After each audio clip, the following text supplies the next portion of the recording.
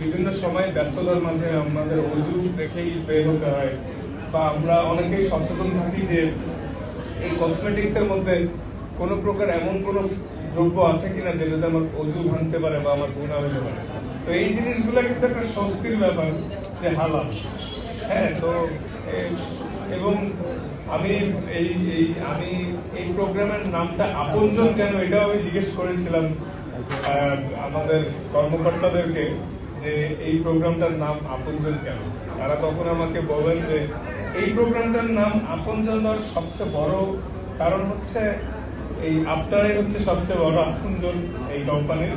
এবং আরো একটি বিষয় শুনে আমার খুবই ভালো লেগেছিল যে আমরা যদি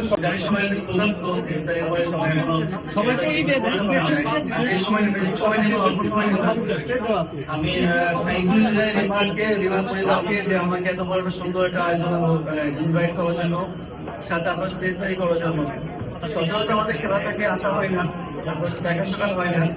আমার কাছে মনে হয় বেশ কিছু হয় যে আপনার সাথে দেখা করার, কথা বলা, কাজের সমস্যা। আর সবচেয়ে বড় বিষয় হচ্ছে আপনজন, আপনারা তাই না? আপনজন কাকে বলে যায়? আমার ভাই তো বলে দিল যে আপনজন কাকে বলে।